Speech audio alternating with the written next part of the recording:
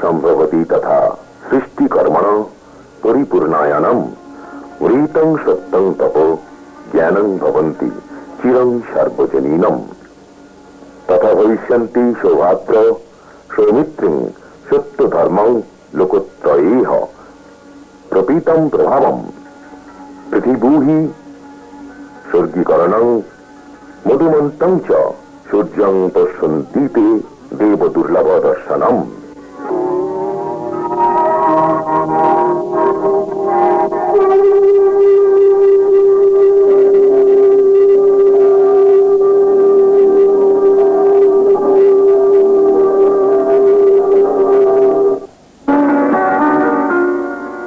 আজ থেকে ৭১ বছর আগে ঢাকা জেলার মেদিনী মন্ডল গ্রামে অবস্থিত বৈদিক বাড়ির শ্যামা পূজার আরম্ভের মুহূর্তে রাত ১০:২০ পরম বিস্ময় ভাবে হঠাৎ বাড়ির আঙিনায় জন্মগ্রহণ করেছিলেন বালক ঠাকুর।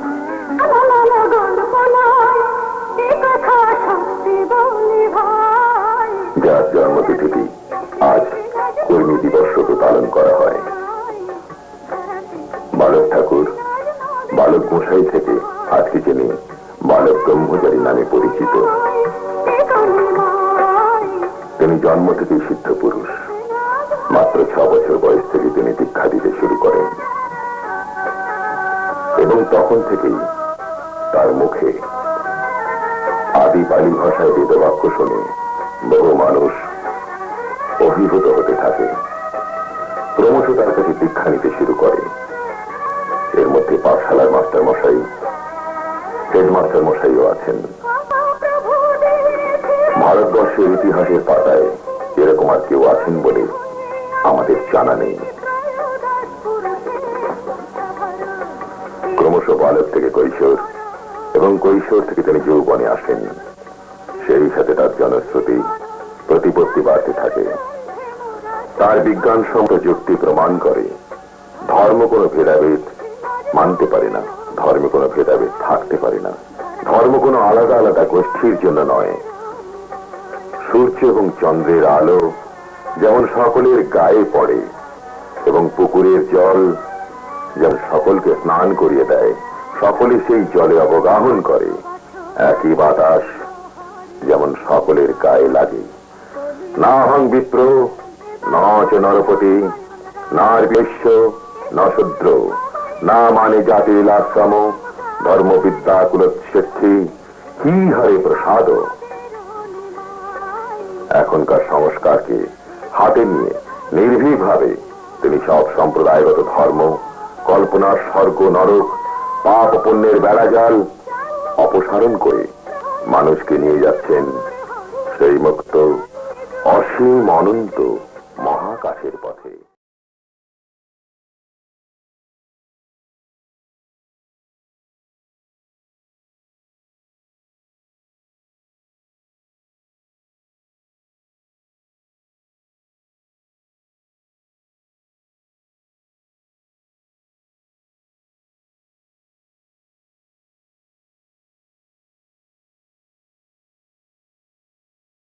শ্রী শ্রী বালক ব্রহ্মচারী মহারাজের শুভ ৭১তম জন্মতিথি আমরা উদযাপন করছি এই জলা পার্কের এই মনোরম স্থানে।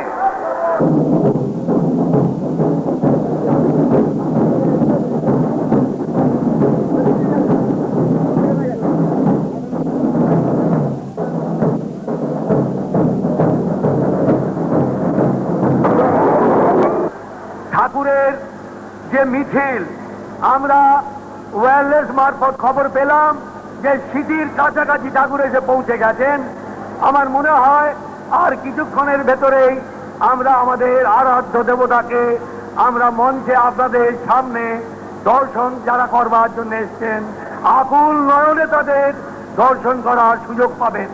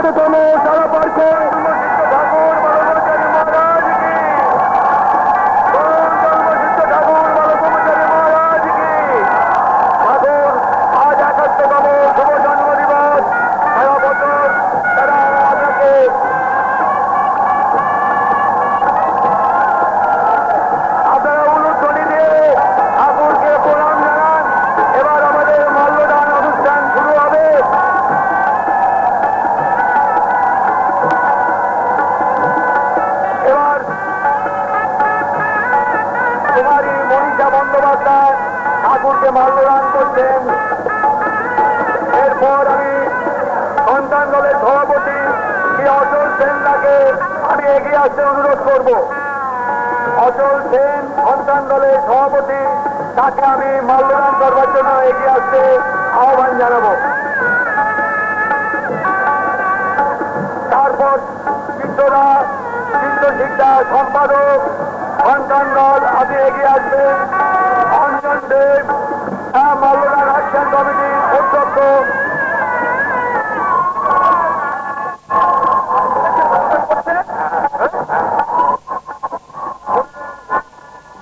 বন্দ্যোপাধ্যায় ঠাকুরকে মাল্যদান করছেন এবং ব্যাগ পড়াচ্ছেন। এরপর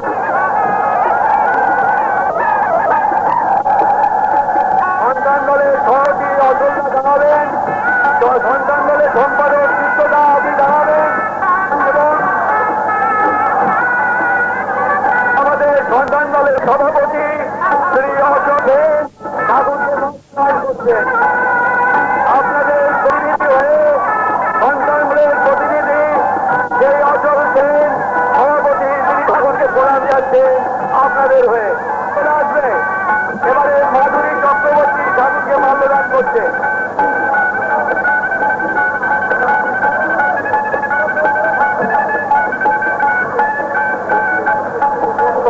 মাধুরী চক্রবর্তী ঠাকুরকে মাল্যদান করছেন। এবার আমাদের জনগণের তরফ থেকে ডক্টর অমল সাঁতরা, জনগণের তরফ থেকে ডক্টর অমল সাঁতরা ঠাকুরকে মাল্যদান করছেন। জনগণের তরফ থেকে ডক্টর অমল সাঁতরা আমাদের ভাই বোনের তরফ থেকে ঠাকুরকে মাল্যদান করছেন।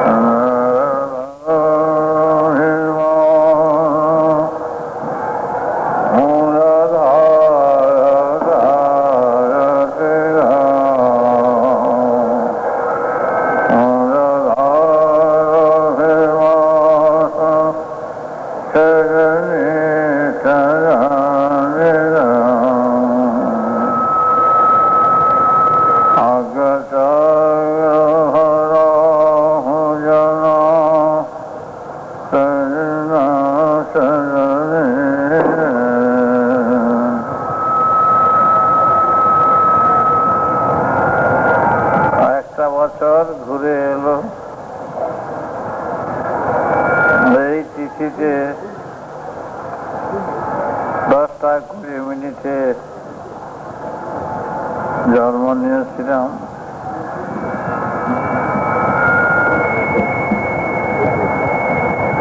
আজ ঘুরতে ঘুরতে 71 বছরে পাড়া দিলাম।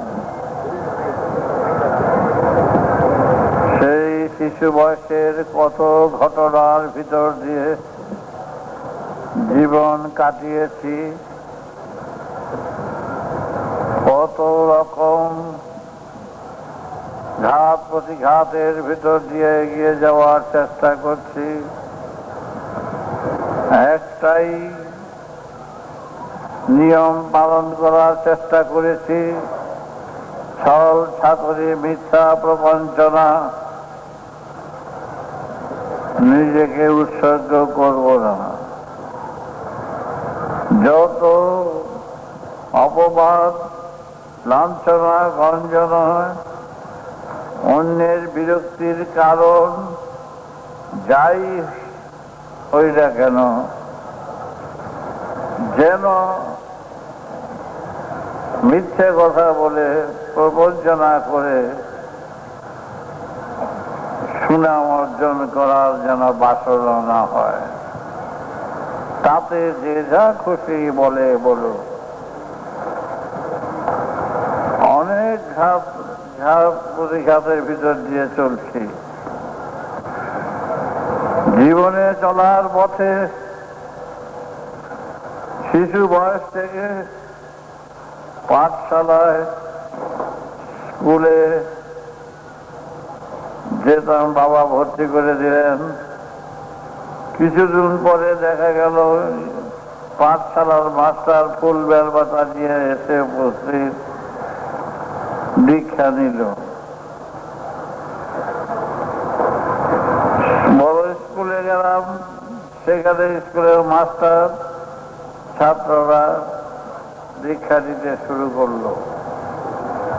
তখন অল্প বয়স, পাঠশালার বয়স আর কত।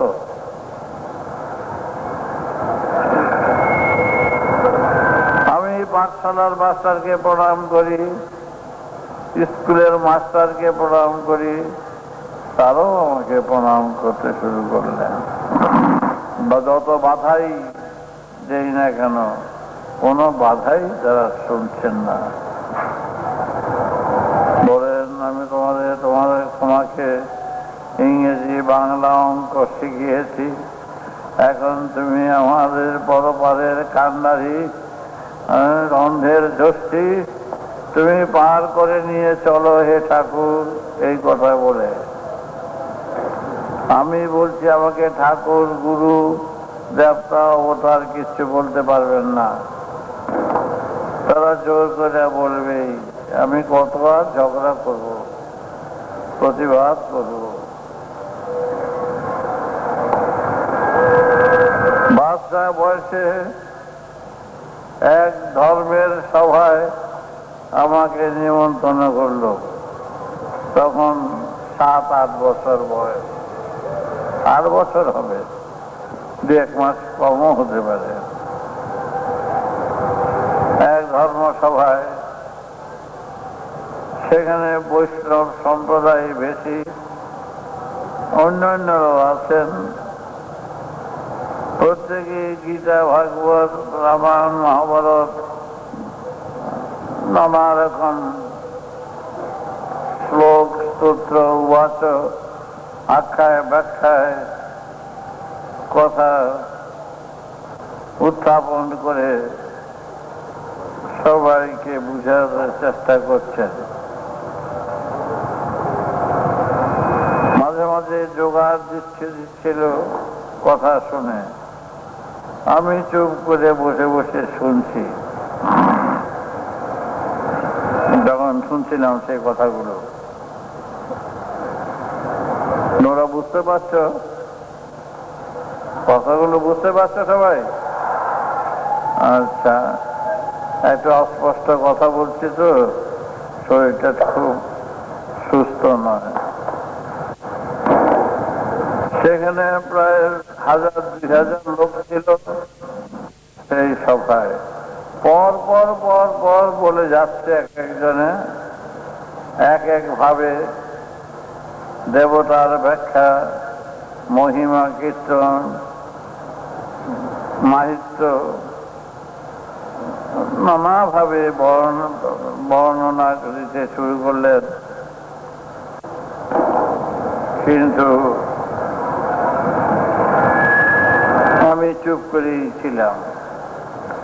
তারপরে তাদের বক্তৃতা শেষের পরে আমাকে বললেন, গোসাই ঠাকুর কিছু বলুন। আমাকে বাচ্চা ঠাকুর, বালক ঠাকুর, গোসাই ঠাকুর সব যে যা খুশি বলতো, বাচ্চা বলে। তখন আমাকে বলতে বলছে, তারা শ্রীমদ্ ভগবদ গীতার থেকে কত শ্লোক আওড়ে কথা বললেন এবং দেব দেবতাদের কাহিনী বললেন। এমন ভাবে বললেন যে তারা দেবতার বাড়িতে যায়, কাজকর্ম করে আসে, এইরকম জাতীয় কথা। দেবতার বাড়িতে অফিস আছে, সেখানে যায়, কার্তিক, গণেশ, মা কালী, মা দুর্গার সাথে দেখা সাক্ষাৎ হয় মাঝে মাঝে। এরকম প্রত্যক্ষ দর্শী হিসাবে তারা কথা বলতে শুরু করত। আমাকে বলতে বলল তাদের থেকে একজন। আমি বললাম যে আমি এরকম কথা বলতে পারবো না।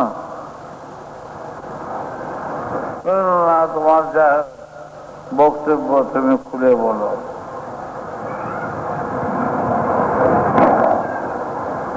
তখন আদিবেদের কথা থেকে যে জমা বা রত্নভিষা তস্যাসি সংযক্ষো ভীমান ভারতে বেদ মন্ত্র ভারত ভাষি সভাম যশাদিকর্মাচন তদিবিকৃতি জানাম। জঙ্গলি ভাষায় আদিবেদের কথা বলতে শুরু করেছি। বললাম, ভক্তমণ্ডলীগণ, ভাই বোনগণ, আমি এর আগে যারা বলেছে সেইভাবে কথা বলতে পারবো না। আমি দেব দেবতার কাহিনী আগে বলতে পারবো না। দেব দেবতার কাহিনী বলতে হলে আগে দেবতা সম্পর্কে জানা থাকা দরকার। দেবতা সম্পর্কে জানাই নাই, কিন্তু কি করে দেবতা সম্পর্কে তারা কথা বললেন, যে সম্বন্ধে অর্থ জানল না, কিছুই জানল না, তারা দেবতার অর্থ বুঝাতে শুরু করলেন। যে দেবতা আছেন, আত্মা আছেন, এইরকম ভাষণ তখন দিলেন। আমি বললাম যে বেদ আমার বেদ ব্রহ্মা যৎসমাম। হে বন্ধুগণ, ভাইগণ, আমি যা বলবো আপনারা খুশি হবেন না। তিনি যা বলেছেন তার বিপরীত কথা আমার সব। কারণ যারা বলছেন তারা মনে হয় দেবতাদের সঙ্গে তাদের দেখা সাক্ষাৎ হয়, কথাবার্তা হয়, এমন ভাবে বলেছেন। আমি সেখানে হার মেনেছি। কারণ দেবতা তো কোনদিন কারোর দরজা এসে ধাক্কা দেয়নি, ঘরে এসে দাঁড়ায়নি। যে দেবতা ঘরে আসে না, কথা বলে না, সেটা মাটির মূর্তি হিসাবেই দেখতে সুন্দর। মাটির মূর্তি কথা বলে না, দেখতে সুন্দর, সেটাই সবচেয়ে ভালো। আর তারা যা বললেন তারা দেখা সাক্ষাৎ হয়ে গেছে।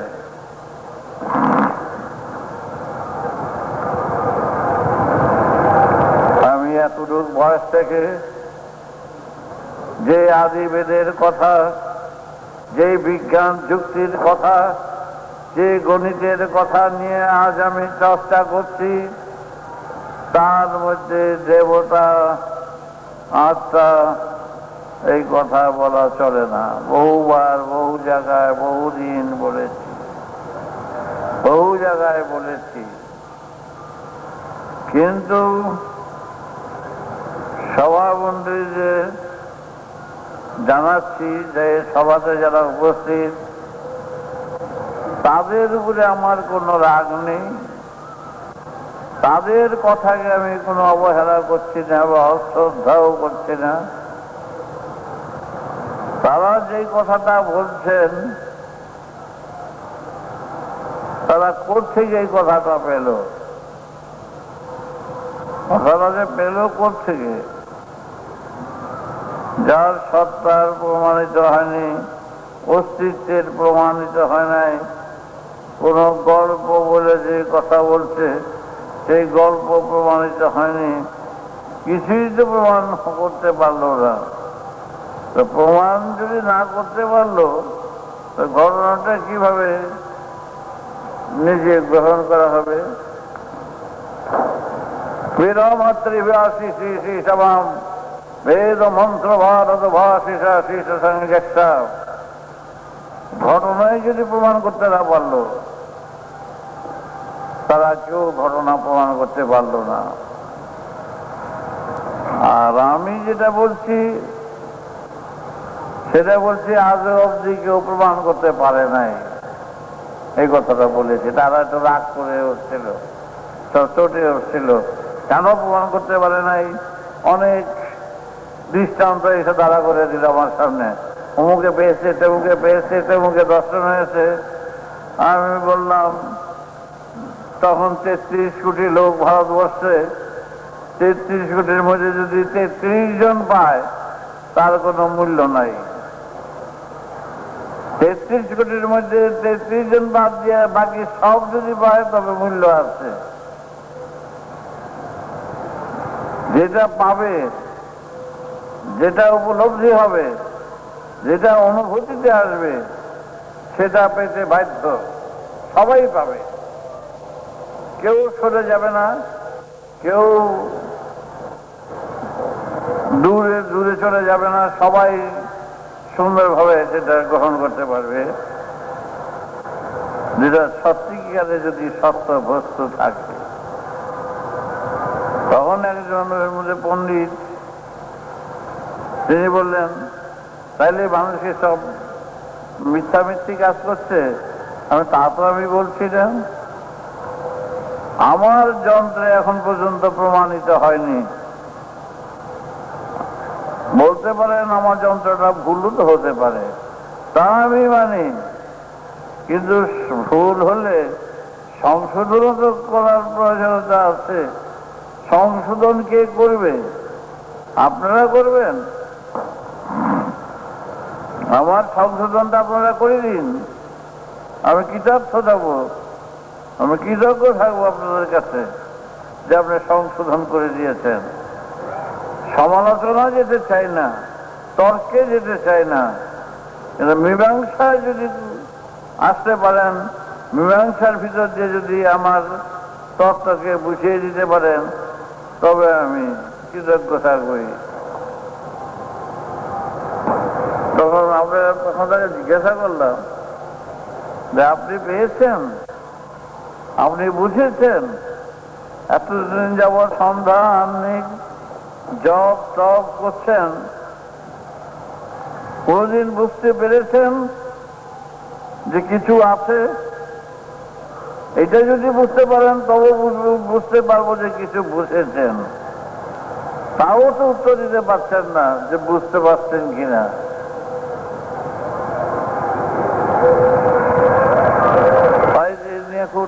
হলো। এর মধ্যে তর্কে বেশিরভাগ লোক আমার পক্ষে এসে বলল, কারণ আমি সাদা সিধা কথা বলছি, ঠাকুর সাজবার জন্য কোনো কথা বলার প্রয়োজন হয় নাই। যে আমি এই কথা বলে গুরু সাজবো, অবতার সাজবো, ওই ছল ছাদরি কথা দিয়ে যার কোন অভিজ্ঞতা নেই সেগুলো সেই কথা বলাটা মিথ্যে কথা বলা হবে। কেউ বলতে পারে পোশাকটাই আমরা গ্রহণ করছি, মালা গেরুয়া, আমরা ধরে হোক মালা কেন গেরুয়া, এখন লেংটি বোঝা থাকতে রাজি আছি, কবিন বোঝা থাকতে রাজি আছি, যদি সত্য বস্তুর সন্ধান পাওয়া যায়। এখানে সত্য বস্তুর কোনো সন্ধানই নেই, খুঁজেই পাইনি।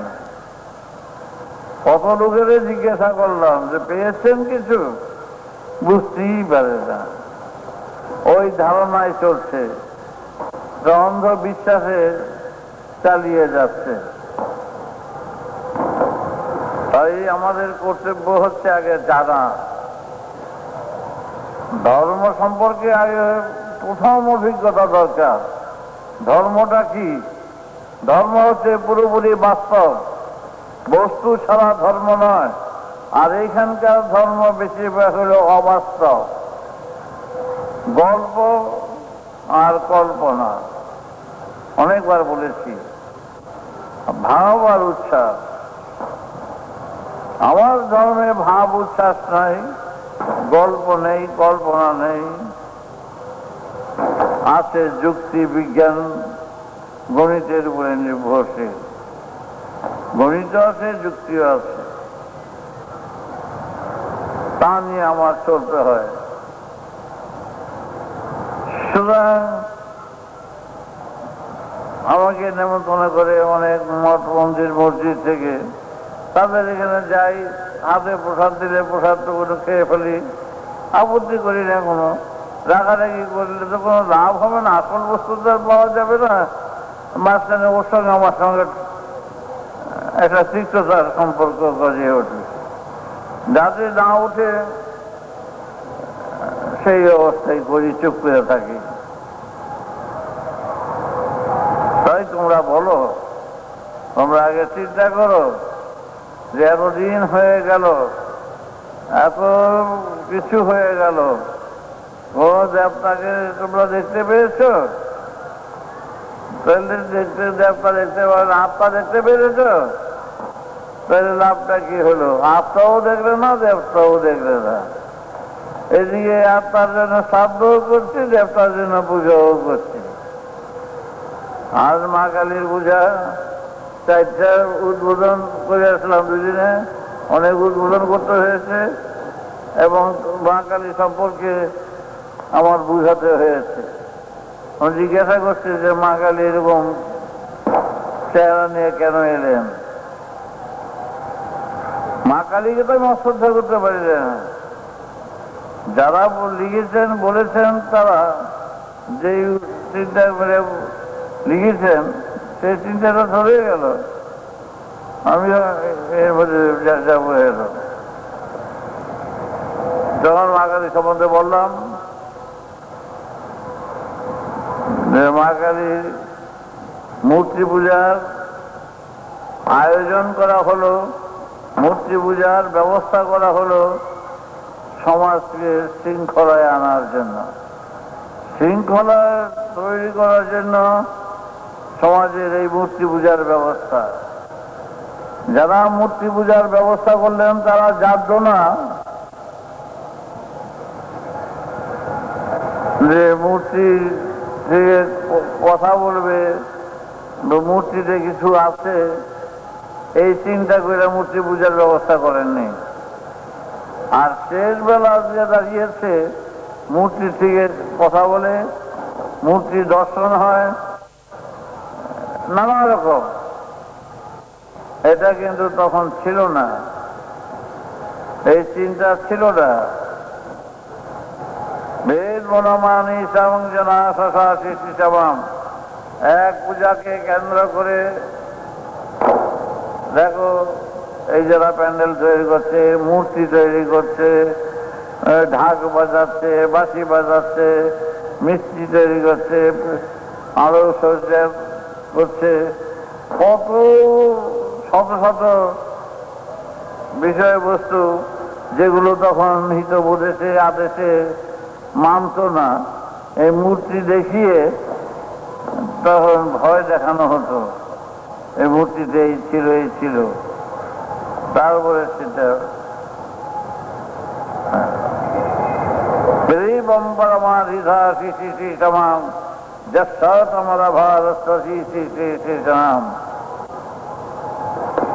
খুব ক্লান্ত আছে, আমি তো বলতে তো অসুবিধা হচ্ছে।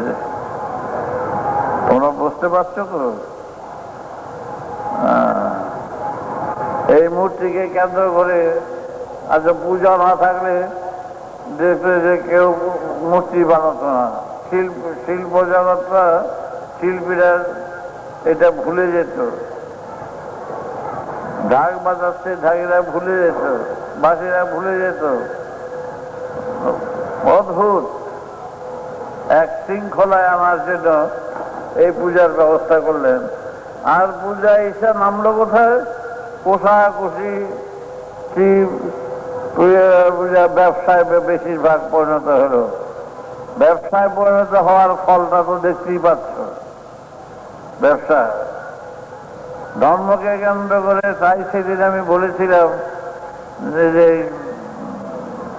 উদ্বোধনে ইয়েতে আসনে বলেছিলাম যে আমি যদি পূজা পার্বণ করতাম,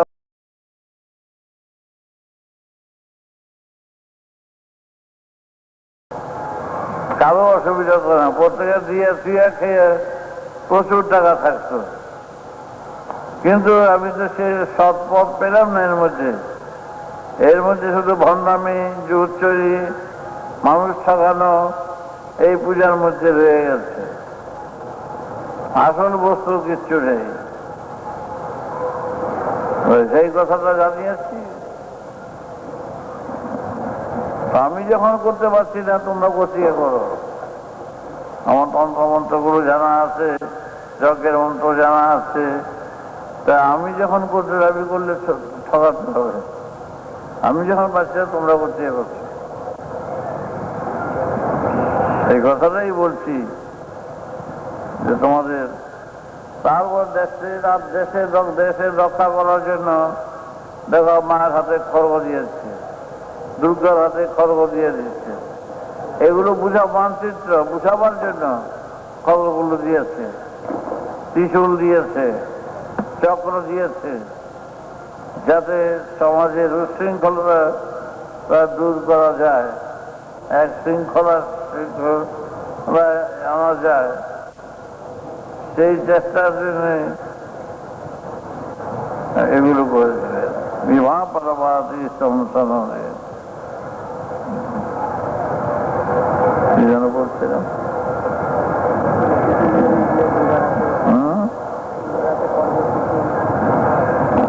সুতরাং মা দুর্গাকে দেখো, অসুর মারতে মারতে মা আসছেন। এই অসুর মারার জন্য আমরাও তৈরি।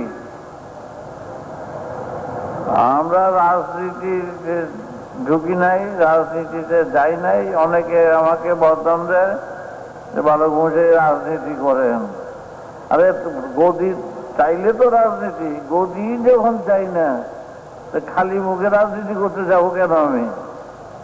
সোজাসুজি আমার এখানে আমার প্ল্যাটফর্মে 6 কোটি লোক, সর্বপ্রকার লোক আছে, বুঝে রাজনীতির লোক আছে, কারো ছাড়তে বলি না। যার যারটা করো, আমার কাজের সময় ডাক করলে পেলি যথেষ্ট। কিন্তু আমরা যদি দীক্ষা দিয়ে দক্ষিণা নিচ্ছি না, দীক্ষা তো দিয়ে যাচ্ছি। তাই মহাপ্রভু দীক্ষা দিতেন। মহাপ্রভু রক্ত হিসাবে আমার একটা মূল্য আছে, রক্ত হিসাবে। তার মা আমার মা এক বাপের করে মর্যাদা আছে বিরাট ব্রহ্মা যৎসা তমা ভরা ব্রহ্মা জরবি। এই রক্তের মর্যাদা রক্ষা করতে হলে এইভাবে বসে থাকলে চলবে না। বর্তমান সমাজে যেইভাবে তৈরি করা দরকার, মানুষ কিন্তু স্বভাব খারাপ না, মানুষ খারাপ হয় অবস্থায়, অবস্থার উপরেই মানুষের চরিত্র খারাপ হয়। সেই অবস্থায় আর চারিদিকে কোনটার মধ্যে সুরাহা নাই। আমরা সবাই একত্রিত হয়ে এর প্রতিকার করতে চাই, প্রতিবিধান করতে চাই। অসুর শক্তি বিরুদ্ধে, সমাজে যারা শোষণ করছে তাদের বিরুদ্ধে, দুর্নীতির বিরুদ্ধে আমরা সংগ্রাম চালাতে চাই। সেই সংগ্রাম আত্মরক্ষার সংগ্রাম।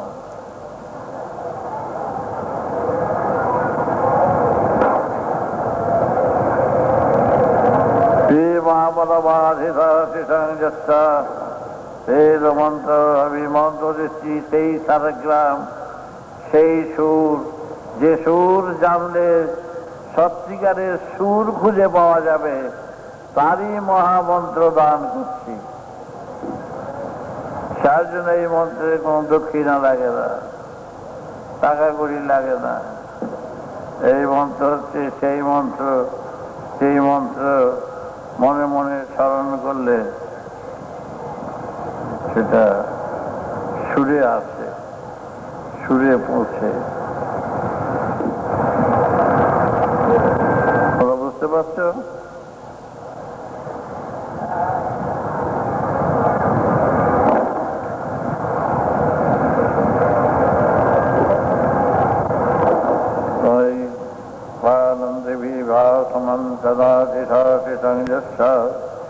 वेदमंत्र भारत भूषी जनाधिभारे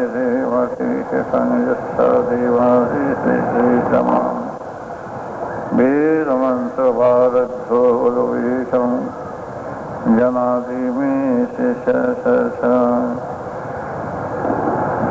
কান কথার উপরে নির্ভর করবে না, শোনা কথার উপরে নির্ভর করবে না। এটা মনে রেখে দিও, এটা বহুবার বলেছি।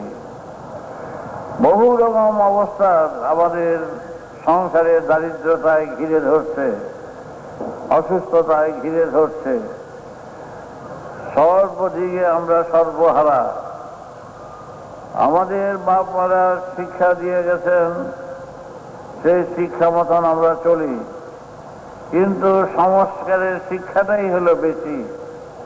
কুসংস্কার, সংস্কার যাকে বলে, সেই শিক্ষাটাই এত বেশি যে ওর কবল থেকে রক্ষা পাওয়া যায়, ঘুরে ঘুরে গিয়ে সেখানেই দাঁড়ায়। তাই তোমরা সতর্ক থাকবে, সচেতন থাকবে তোমাদের কাজের ব্যাপারে।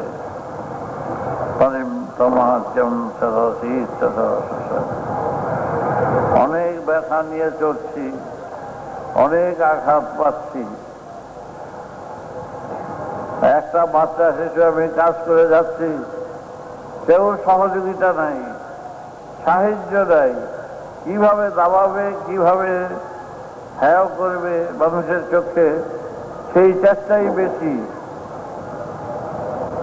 আপ্রাণ চেষ্টা করছি যাতে দাঁড়াতে না পারি, কিন্তু সত্য এমন বস্তু, সাময়িক হাবুডুবু খেলেও সত্য সে তার মাথা চাড়া দিয়ে ওঠে।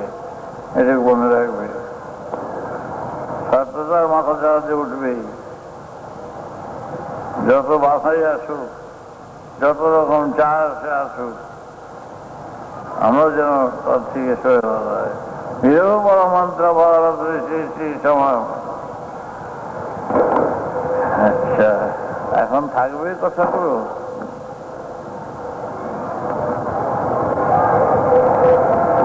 বললো না, আমি কিছু বলবো?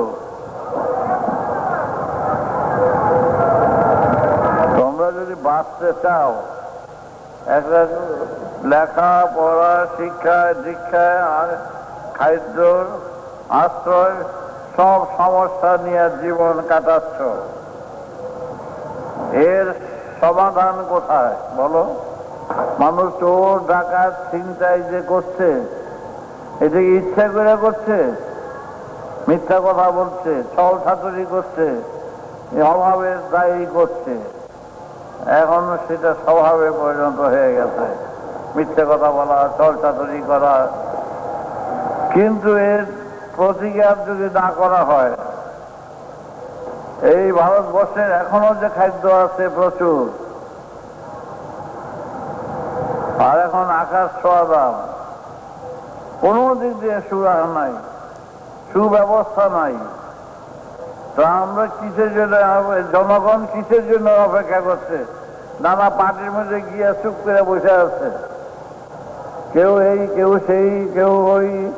আমারও তো নানা পার্টির মধ্যে ফেলে দিয়েছিল, তিনি ওই পার্টির বুঝি সমর্থনকারী। তো আমার লোকের গলায় দিয়ে সব পার্টির লোক এখানে আছে, আমি কোনো সমর্থনকারী না, অসমর্থনকারী না।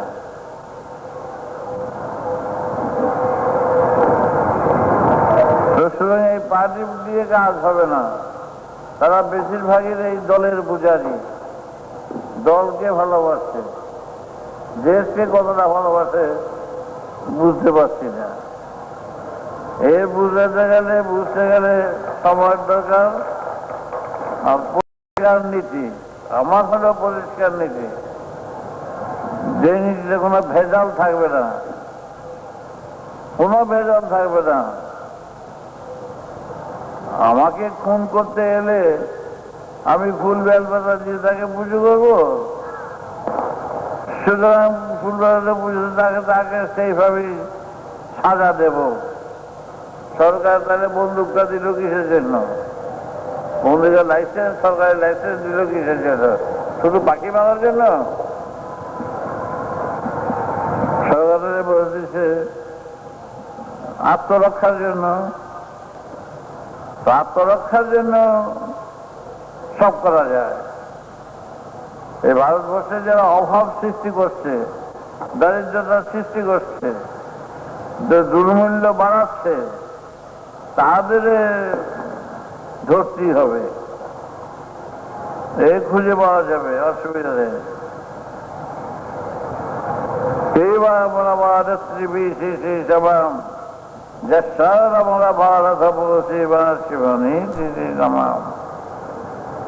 আমরা সেইভাবে প্রস্তুত নিতে চাই। তোমরা রাজি আছো প্রস্তুতের জন্য? ওই একটাই কাজ।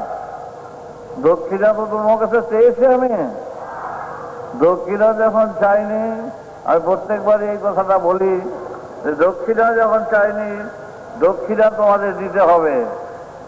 সেই দক্ষিণা টাকা করি বস্ত্র নয়, সেই দক্ষিণা হলো এই বাংলা ভারতবর্ষের যতগুলো শয়তান আছে, যতগুলো দুর্মূল্য বাড়াচ্ছে, অভাব সৃষ্টি করছে, তারাই হলো ডাকাই, তারাই হলো খুনি।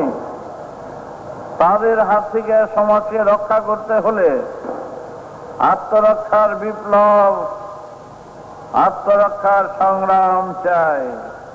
বলো আমাদের সংগ্রাম, আত্মরক্ষার সংগ্রাম, আমাদের সংগ্রাম, আমাদের বিপ্লব, আত্মরক্ষার বিপ্লব। আমরা বাঁচতে চাই, বাঁচাতে চাই, খুন চাই না। খুন আমাদের ধর্ম নয়, একটু মনে রেখে দিও। তাহলে যথেষ্ট। অনেক রকমের লোক আছে আমার নাম ভাঙিয়ে গিয়ে বলবে ঠাকুর অসুস্থ, টাকা চেয়ে পাঠাচ্ছেন, অস্ত্র কিনবেন। এই অস্ত্র শস্ত্র কেনার বা ওই সমস্ত আমার নাম দিয়ে বা যেভাবে গিয়ে যদি বলে, সেগুলো বিশ্বাস করবে না, আগে জানিয়ে রাখলাম। আর নিজেরা নিজেরা যারা ঝগড়া করে করবে ব্যক্তির স্বার্থে, আর সুযোগ নিয়ে সন্তান দলের সুযোগ, আলোচনা চক্রের সুযোগ নিয়ে যদি কাজ করতে যায়, তাও করতে দেবে না। তা যেন না করে, যারা করবে তারা দায়ী, তার জন্য সন্তান দল বা আমি দায়ী নই। পরিষ্কার কথা। আর আমরা যখন মাঠে নামবো লাঠি ঠাঙ্গা নিয়ে আত্মরক্ষার জন্য, বাঁচার জন্য, তখন সব সরকারকে জানিয়েই করবো। আমরা তো গদি চাচ্ছি না যে রাজনীতি করতে যাব, বা উস্কানিও দিচ্ছি না যে রাজনীতি করব। আমরা আমাদের কাজটা করতে চাই ভালোভাবে, তোমরা তার সাহায্য সহযোগিতা করবে, তাইলেই যথেষ্ট, আর বেশি কিছু লাগবে না। এই 5-6 কোটি যা সন্তান আছে এটা দিয়েই দেখবার দেশ ঠান্ডা করে দেওয়া যাবে। আমরা মৃত্যুকে ভয় করি না, আত্মোৎসর্গের মাধ্যমে, ত্যাগের মাধ্যমে সমাজ সেবা করতে চাই, এবং তোমরা তার মধ্যে থাকবে। তোমরা আমার বাচ্চা, ছেলে বা বেটি সম্পর্ক, তোমাদের দ্বারাই আমি কাজ করতে চাই। হয়েছে তো? আর বলবো? পরিষ্কার লাঠি ধরতে হবে, ওই ছাড়া পয়সা দেয়, খুনের জন্য নয়। তোমরা প্রস্তুত থেকে যেও, তখন ডাকটা পড়বে তখন ছুটবে। আমি আবার তো শেষ দিন ঘনিয়ে আসছে, সেটা আর একটু বুকডান বোট ছেড়ে দাও। কতদিন চাও?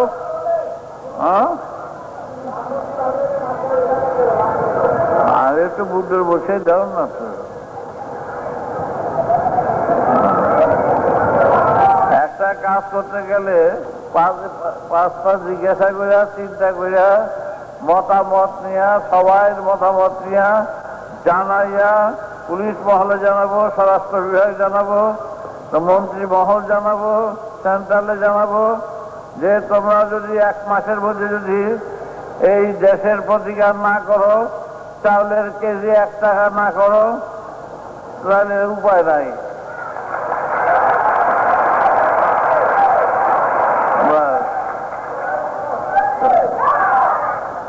জানিয়ে করবো।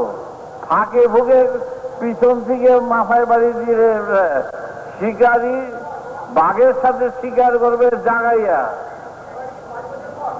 না। না, কখন কখন দেয়াশলের কাঠিটা হাতে আছে, আর দেয়াশলের বাক্সটা আছে, সংযোগ বাকি। এইটা আরো বলতে হবে। হ্যাঁ, এখন অনেকটা আগে এসছে, রাখো না।